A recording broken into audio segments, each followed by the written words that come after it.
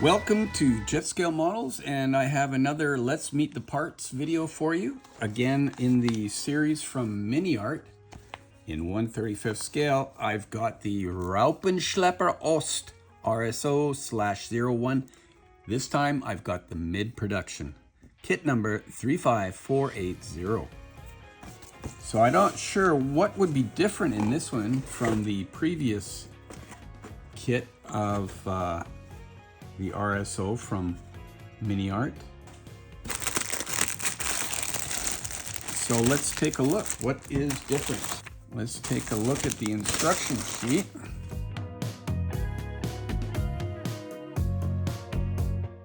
We've got a painting guide number 1 here for the 168 Infantry Division, Operation Zitadelle, which is Kursk, summer 1943.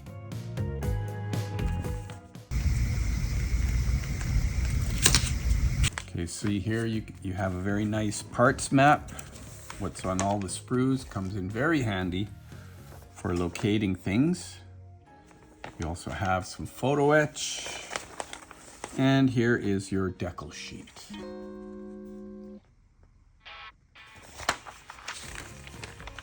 More part maps.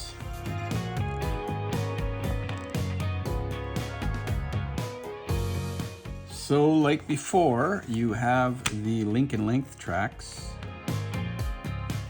I'm not really sure what would be different in this compared to the previous early one. So here we start in step 1 with building up the lower part of the chassis.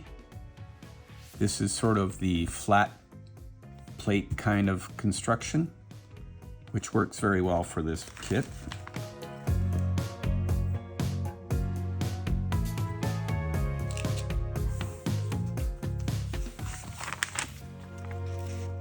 So here we're continuing to work on the chassis, adding the differential to the rear.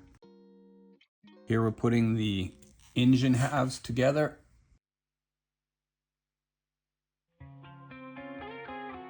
Here we have the headers, or whatever they would be, on the top of the cylinder walls there. This is the final drive and brake system. Here we have the fans that are sitting on top of the engine, because it is an air-cooled engine.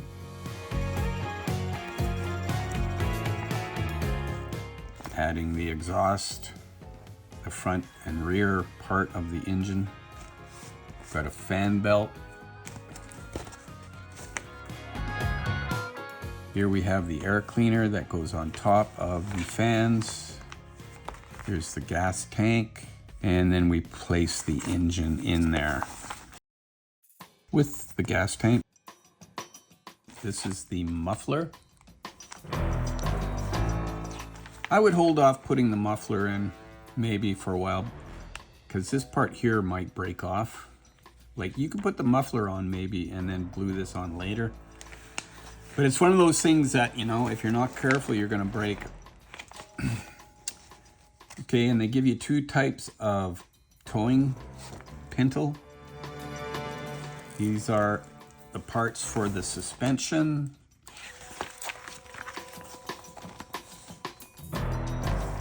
And and they go onto the sides of the chassis. So here you can see you have different types of sprocket wheel. This one has just a flat plate. This one has the logo on it. Here you can see they have the open window or closed window, which is kind of unique to this kit in that the window can be shown open. You don't have to figure that out on your own. They give you the parts. Here you have the link and length tracks, the interior of the cab,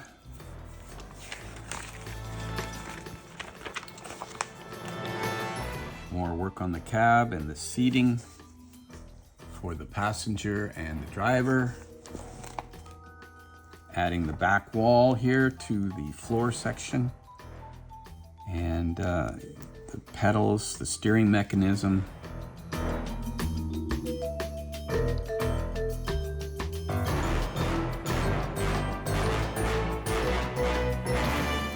Adding the clear parts to the front and the dashboard.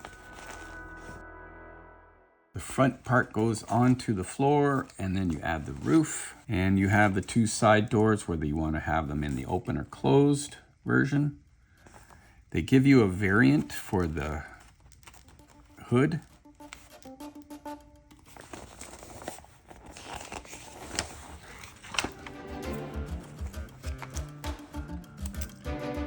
So looking at this kit, here's the bed for the truck bed. Very straightforward. This is a canvas cover for it, and I think that might be the major difference in this kit compared to the previous earlier one. So here we have a painting guide for Panzerjäger Abteilung 49, 4th Panzer Division. And that was in Kursk as well in the summer of '43. This one, number 3, is an unidentified unit, Eastern Front, autumn 1943. And then number 4 is also an unidentified unit, Eastern Front, autumn 1943.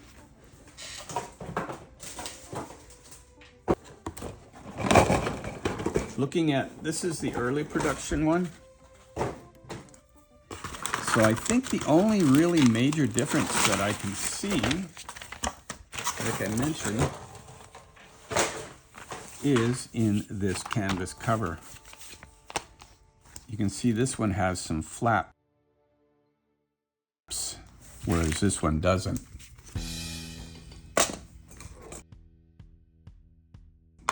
Back in the day, when Italeri was the only RSO available, I bought this kit, or this canvas cover.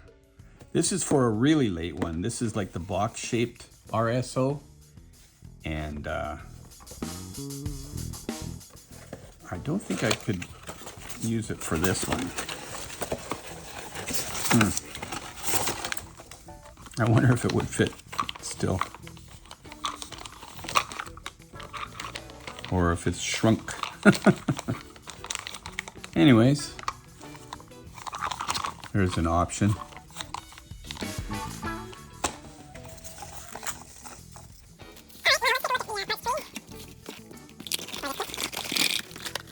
All right, here's a quick look at the 3 different instructions for the kits, and you can see that there's no difference on the first page of the parts map, but on the second one you can see there's a few differences of sprues, but you can see that the early and the mid are basically the same.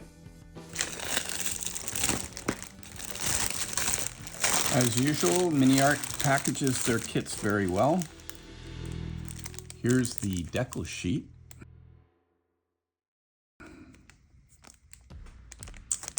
You also have the photo etch there. Let's turn that around. Not a lot for people who don't like photo etch. Also, you have the clear parts for the doors. You can see here how it's just like a really small bit of the window showing. So those clear parts are very nice. Now let's look at the chassis parts. This is sprue B. So you've got the lower floor. Here's part of the gas tank, the front hood, and an alternative part of the front lower part of the chassis. Here we have a jack, the toe pintles, and parts of the steering mechanism. This goes into the floor in the cab, and the Caterpillar type levers go there, which are right there. It doesn't look like there's too many really tiny parts to worry about on this kit. Yes, so here you can see this has got those flaps on the side. I guess you could look out. They actually have the inside here with some sort of windowy kind of look. I suppose if you were into scratch building something, you could cut those out, put some clear plastic in there, and make something that rolls up here. They have some tie down things here. And here we have the link and length tracks, some bigger pieces, some smaller pieces.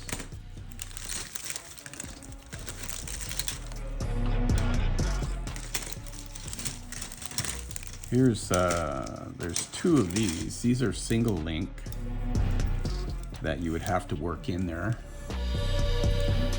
These go around the sprocket wheels. The rest of it kind of has their own spot. I like to kind of mark my tracks. I usually take a scalpel like this, and then I'll use Roman numerals, and I'll scratch in whatever the number is. So later on I can keep track. All right, so we've got two of these sprues, which are the part of the sprocket wheel system.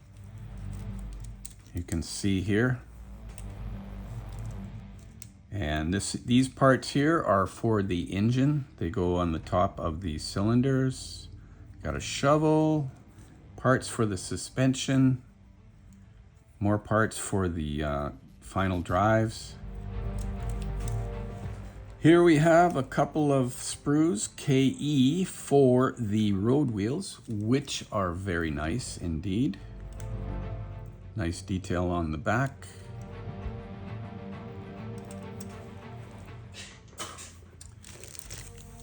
Here's some parts for, I imagine this is for the canvas cover on the back.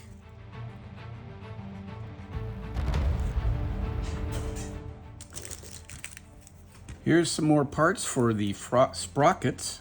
Here's some more parts for the sprockets. And you can see they're a bit different. This one here has a logo, whereas these ones are more plain and simplified. This is CA sprue and CB sprue. So you have your options there. Here we have the interior of the cab. There's the seats. They have really nice detail, even on the back. Like, they take the time to do that. So that's good.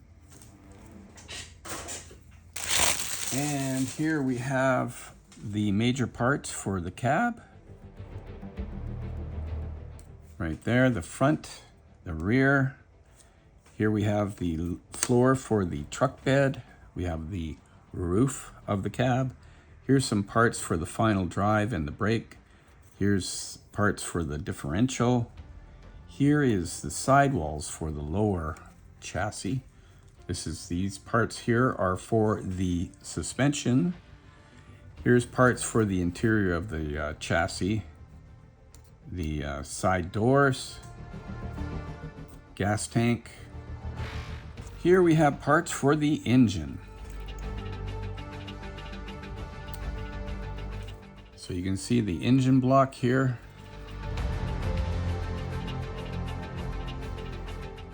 Here's the cylinder walls. They have the cooling fins. These are the fans for the air-cooled engine. Air cleaner, front and back of the engine. Oil pan, fan belt, exhaust pipes. And finally, we have some parts for the truck bed.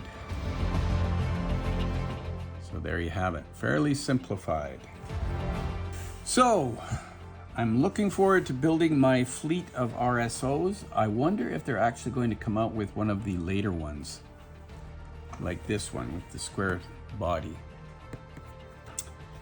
So, with that, I'll just say, stay tuned for when I start building this series, and in the meantime, and in between time, that's another edition of Jet Scale Models. Y'all come back now, you hear?